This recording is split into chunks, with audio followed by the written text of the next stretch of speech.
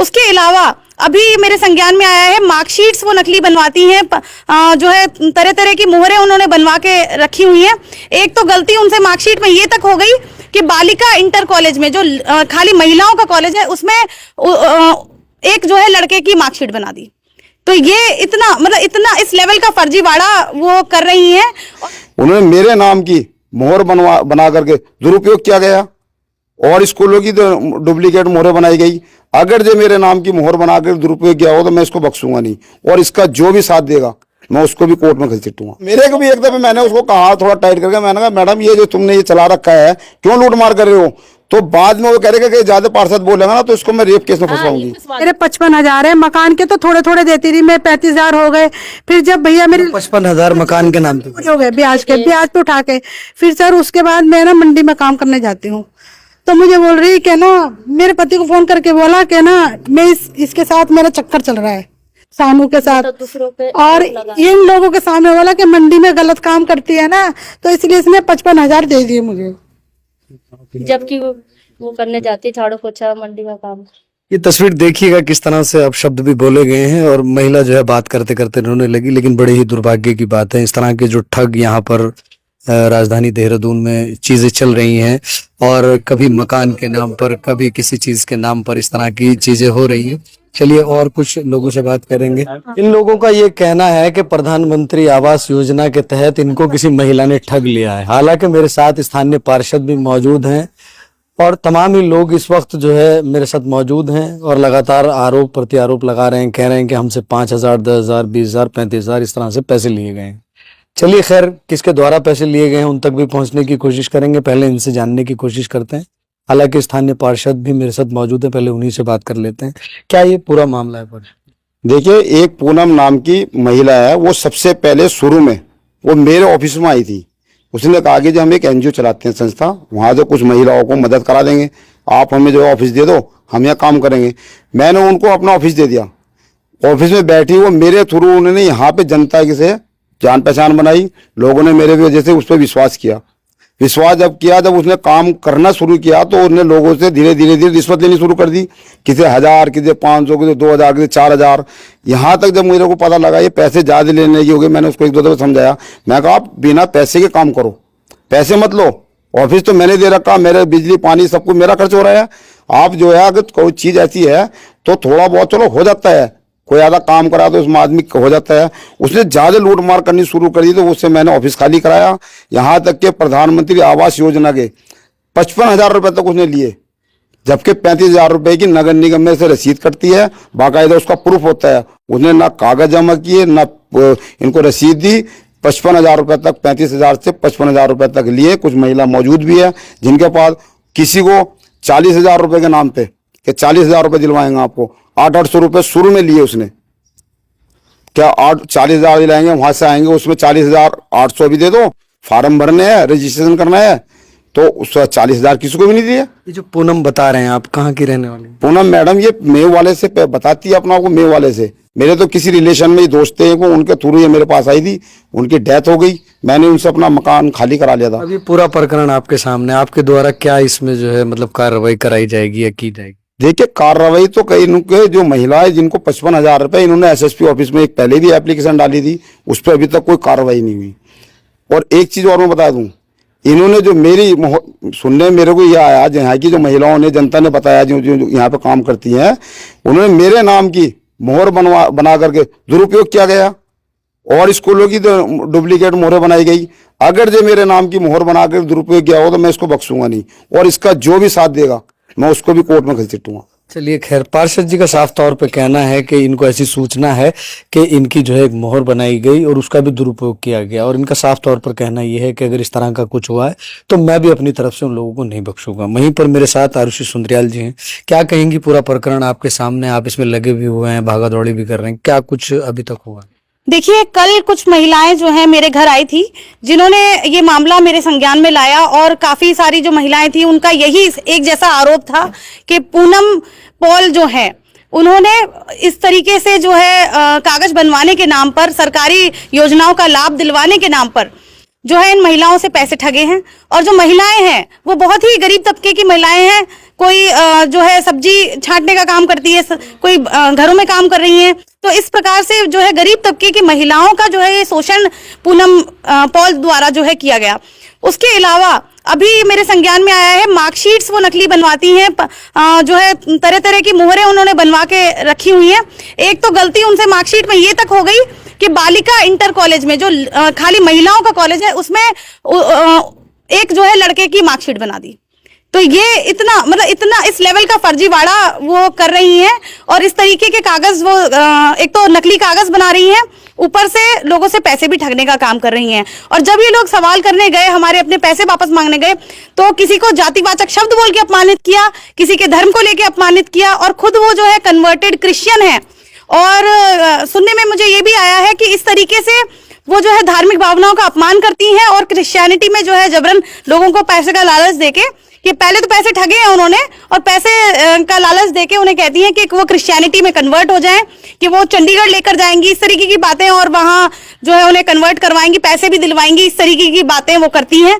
तो मुझे लगता है कि ये अपने आप में एक अपराध है कि आप जो है धार्मिक स्वतंत्रता का हनन आप कर रहे हैं लोगों की, प्लस जो है धर्म परिवर्तन जो है जबरन आप कराने की कोशिश कर रहे हैं, धार्मिक स्वतंत्रता का हनन कर रहे हैं, प्लस जो है इन लोगों के साथ जो इनका आर्थिक शोषण किया गया है, जो इनका मेंटल हैरेसमेंट किया गया है, तो उसके खिलाफ जो है पूनम पॉल के खिलाफ सख्त से सख्त कार्रवाई की जानी चाहिए।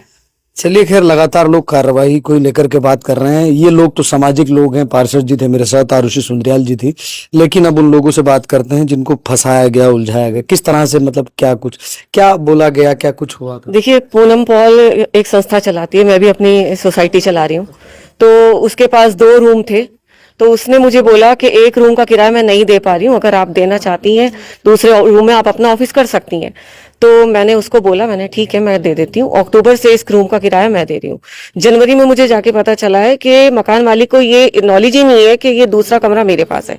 जब जनवरी में मुझे पता चला तो मैं खुद पैसे देने के लिए मकान मालिक के घर गई हूँ और वहां मैंने उन्हें बैठ के सब चीज क्लियर की है कि इस महीने से मैं यहाँ का किराया दे रही हूँ। और जब मुझे पता चला आपको नहीं पता, तो मैं खुद आई हूँ यहाँ का किराया देने के लिए।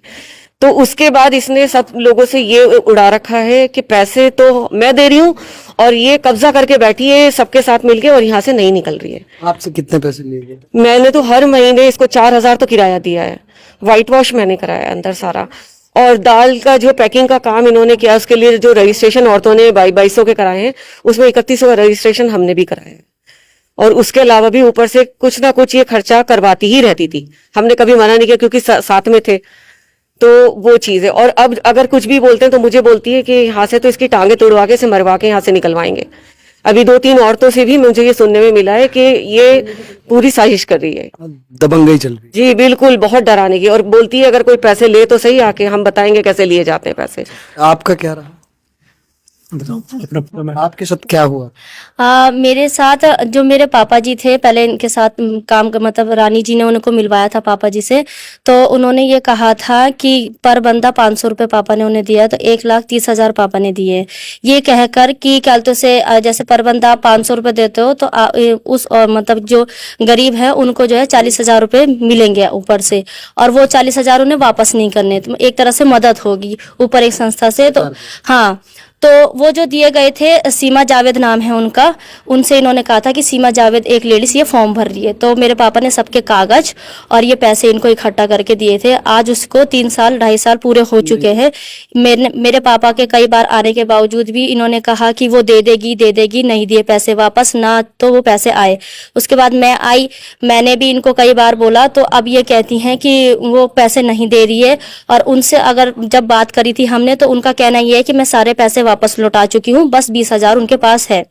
मैंने इन्हें सेंटर के भी कागज के भी बहुत से पैसे मतलब कागज दिए हैं लोगों को, कि इन्होंने कहा है कि मजदूरी कार्ड में सेंटर चलेंगे, उसमें भी आज तक कोई पैसा नहीं आया। इन्होंने पर बंदा मुझसे ये कह के लिया था कि पर बंदा 4,000 रुपये आएगा औरतों का, औरतों मर्द जो भी मजदूर होते हैं उसमें। तो मैंने इन्हें 60-70 कागज दिए थे, उसमें भी आज तक इनका कोई रिस्पॉन्स नहीं है। आपका क्या है, आपको क्या बोला? सर मकान का है। क्या बोला था आपको? मकान दिलाएंगे? हाँ जी, यूँ बोला था कि मकान के ना फार्म भरे जा रहे हैं। तो मैंने कहा कि दीदी के मकान का फार्म मेरा तो भरा नहीं जाएगा क्योंकि मुझे 7 साल ही हुए हैं। तो उन्होंने बोला कि नहीं तुम्हारा भर जाएगा मकान का फार्म। तो फिर उन्हें प्रूफ मंगाया, मकान का कागज वो मंगाया, आधार कार्ड, पैन कार्ड और किरायानामा, सब चीजें मंगाई मेरे से। फिर मैंने वो ला के दी तो दीदी ने कहा कि 5,000 रुपये चाहिए। तो मैंने कहा दीदी अभी तो मेरे पास है ही नहीं। तो कह रही जब तुम लाओगे तो तब हम भर देंगे। तो फिर मैंने जहाँ काम करती हूँ वहां से मैं 5,000 रुपये ला के दिए, तो मेरा फार्म भर दिया। दीदी ने 10 दिन में मुझे मकान का कागज ला के दे दिया। पूनम पोल ने मेरे से 5,000 रुपये लिए। फिर उसके बाद मैं एक डेढ़ महीने बाद फिर दीदी बोलने लगी कि ना अभी स्कूल के पैसे जमा हो रहे। पूनम पोल बोली कि स्कूल के पैसे जमा होने वाले हैं, तो जिस बच्चों को पैसे अपने पैसे मंगाने हैं जिसके बच्चों के, तो पूनम पोल ने फिर मुझे भी बोला स्कूल क्या के स्कॉलरशिप के पैसे बोले। फिर उसके बाद उसने मेरे से 500 रुपये वो लिए। फिर टोटल कितने? टोटल मेरे 55,000 है। मकान के तो थोड़े थोड़े देती रही मैं, 35,000 हो गए। फिर जब भैया मेरे 55,000 मकान के नाम पे हो गए ब्याज पे उठा के। फिर सर उसके बाद मैं ना मंडी में काम करने जाती हूँ, तो मुझे बोल रही कि ना मेरे पति को फोन करके बोला कि ना मैं इसके साथ मेरा चक्कर चल रहा है, सानू के साथ। दूसरों पे और इन लोगों के सामने बोला कि मंडी में गलत काम करती है ना, तो इसलिए इसने 55,000 दे दिए मुझे। जबकि वो करने जाती झाड़ू पोछा मंडी में काम।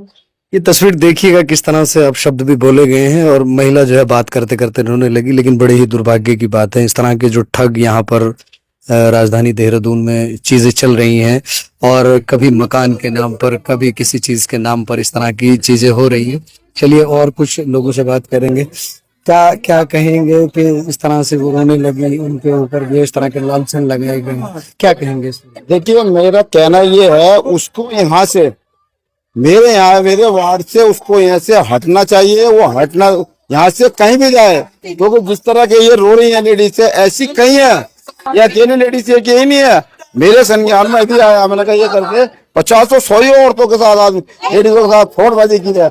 ये मेरे वार्ड से यहाँ से जाके अपना काम जो कहीं चलाए और इस पे सख्त से सख्त कानूनी कार्रवाई की जाए। अगर इस पे कानूनी कार्रवाई नहीं की गई, धरना प्रदर्शन करूंगा, रोड जाम करेंगे, चाहे कुछ भी करना पड़े, हम हर हद तक इस पे कानूनी कार्रवाई करेंगे जब तक इन महिलाओं को इंसाफ नहीं मिलता। मैं इनके साथ खड़ा हूँ।